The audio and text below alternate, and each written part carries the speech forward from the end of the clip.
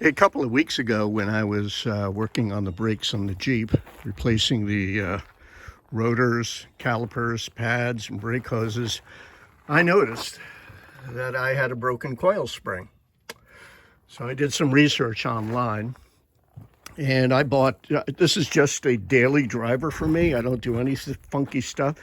So from Rock Auto, I bought some replacement springs. They're sold as pairs, and also replacement shocks. And the reason being, the shocks, part of the process of getting the spring out is the removing the bottom of the shock. Well, if you're removing the bottom, you have to do the might as well do the top and replace the whole shock. Tricky thing is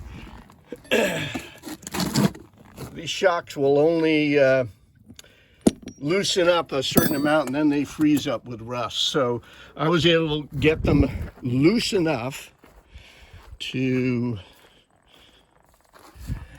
get my battery powered miniature Sawzall in there and cut the top off. Now, the left side is easier to deal with than the right side or passenger side.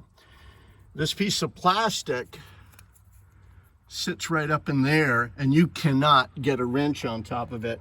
So what I did is I took my Dremel tool and I cut out a little bit of this plastic. It's not going to hurt anything, and then I could get my wrench up in there.